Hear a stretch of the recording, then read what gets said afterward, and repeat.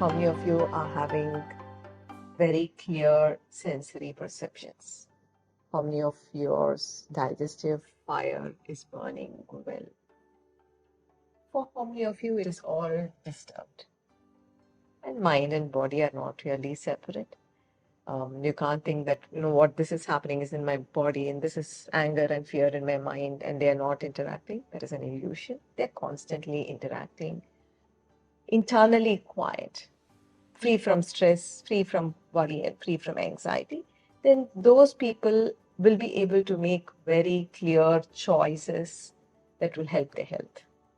Addictions can be of any kind. It could be substance, it could be alcohol, it could be just entertainment, a lot of pleasure. It could also be food. If you're not able to address your inner state, you will not be capable of living a disciplined life. こんにちは。アイルベーダ専門家のMotokoです。本日は今ここマレーシアにいまして、とってもスペシャルなゲストにお越しいただきました。今日は、そのスペシャルゲストさんと心と体の関係性、そして病気について、深掘りしていきたいと思っています。それではご紹介します。本日のスペシャルゲスト、シュリー・プリタジです。Namaste. Namaste. よろしくお願いいたします。Wonderful being with you, and it's so beautiful in Malaysia. So in my channel, a lot of people wanted to know a lot of the wisdom because they are holding some psychosomatic illness. So based on that, I want to ask you some questions. So first of all, it is about illness. The first thing is a very simple question about the variety. But why do people get sick? Why do people get ill? Let's start off from Ayurveda's perspective.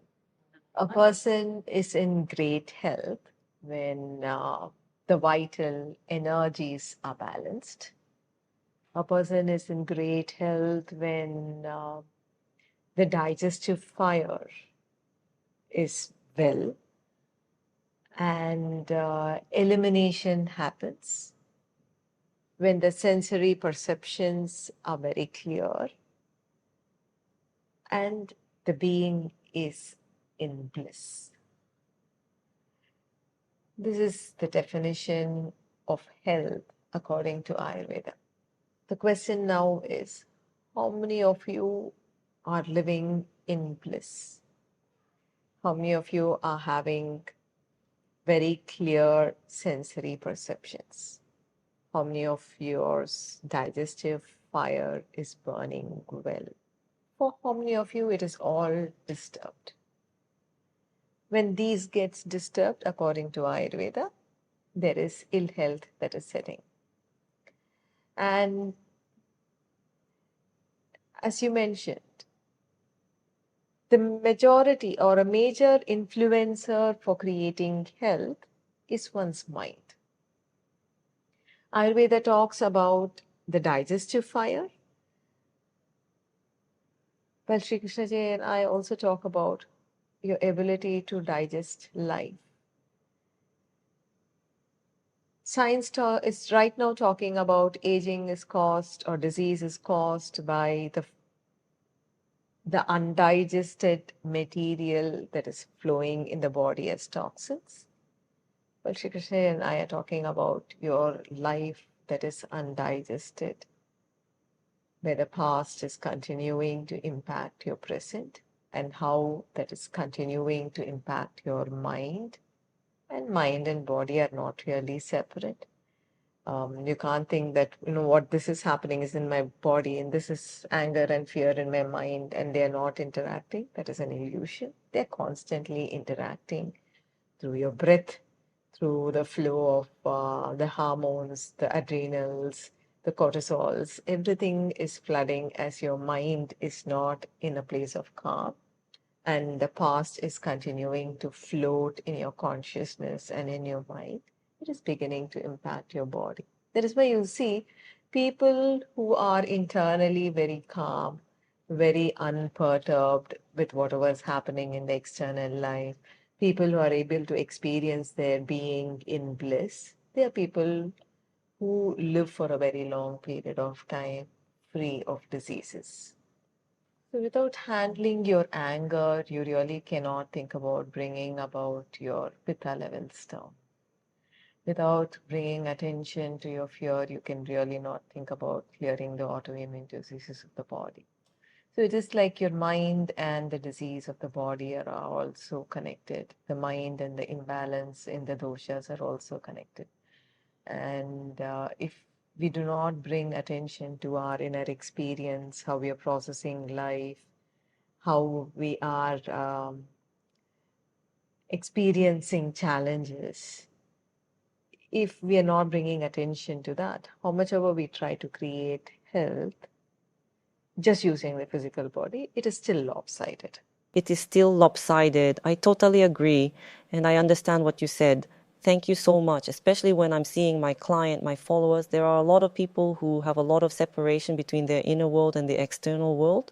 For example, there is a person who is struggling with an allergy. Then the doctor, or in Ayurveda, they advise this person not to eat spicy food, not to eat sour food, and not to eat fried things. But for some reason, they are going to eat a lot of spicy and sour food and glide like a chicken, all those things. So in those days, they were holding some issue externally, but at the same time, the same kind of issue internally too. And then it gets worse, the symptoms get worse, and then what they are craving for their foods, but at the same time, they are really suffering. They are really immersing into suffering, and they cannot get out of that situation. And they are in desperation. And sometimes they are panicking. So, should you give any advice on this, please? See, whatever the inner state is, um, it is possible that their inner experience of suffering, whatever that suffering state is, it could be fear, it could be anxiety, it could be a little sadness, it is driving, or it could be a lot of worry around something and stress inside that is driving the external reaction, which is the skin problem that they're facing. So that could be one of the cause for the skin problem that they're experiencing. And then you have the directions from the doctor not to be doing this, not to be doing that. And but they are lured into doing that. Unless until you become calm internally, until you're quiet internally, you really do not find the strength to follow a particular discipline. Because food becomes an addiction. The familiarity of a particular food becomes one's comfort at that point when they're not feeling good.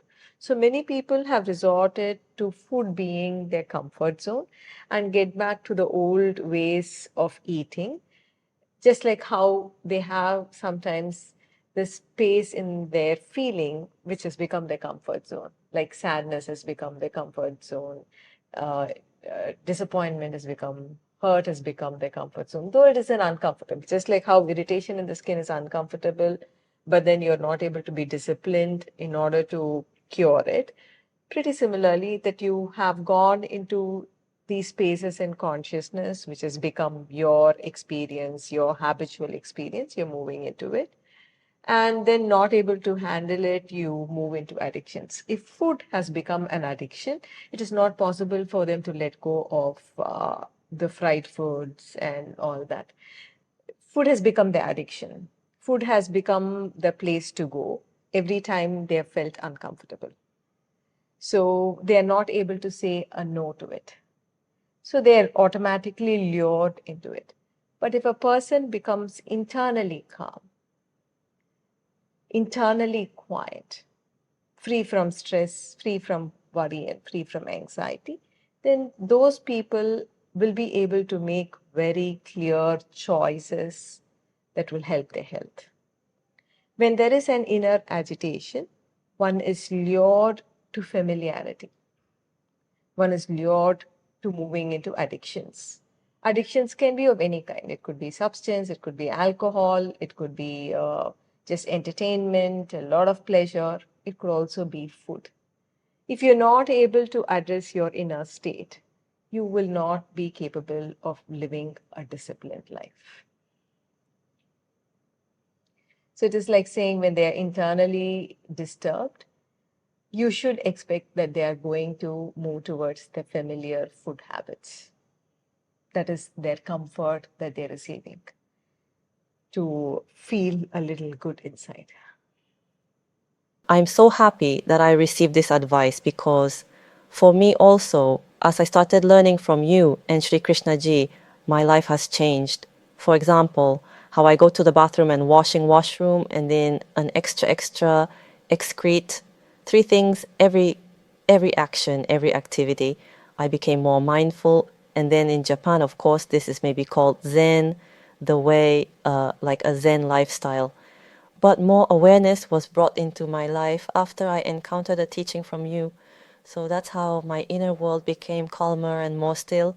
And then I could claim that my health is more and more than the first time. The very first time Motoko San met you was in 4. Then that time I was practicing Ayurveda for about 25 years already. But I'm thinking what I have been practicing is the best. But once I entered this field that was created by an enlightened master, I was so moved and so inspired. But normally people, including myself, have this ego and then think I can control everything. Then that's how this ego and then the feeling that I can control everything is bringing this all to the same habit, to a like wave. Shri Krishna ji and I, our vision is to create awakened people, leading them to enlightenment. Awakened leaders, awakened parents, awakened teachers, awakened professionals, awakened influencers.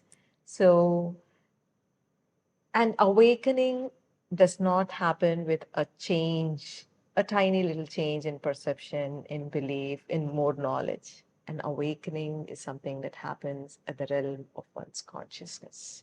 Because for the largest part, one lives within the mind, within the same emotions, same inner experiences. And these same emotions, same inner experiences, creating similar external patterns in one's life.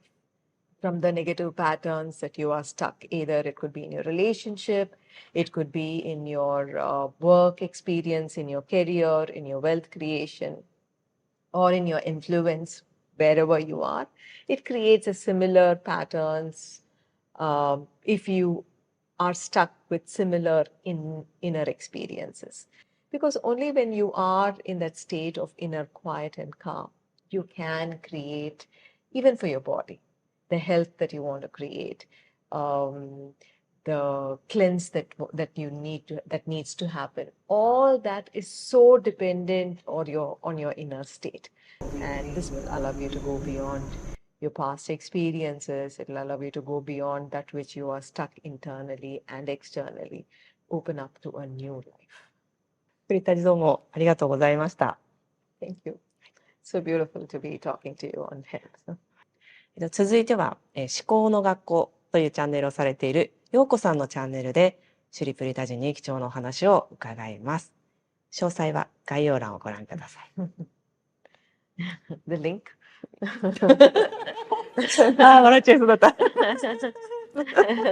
一回はやる。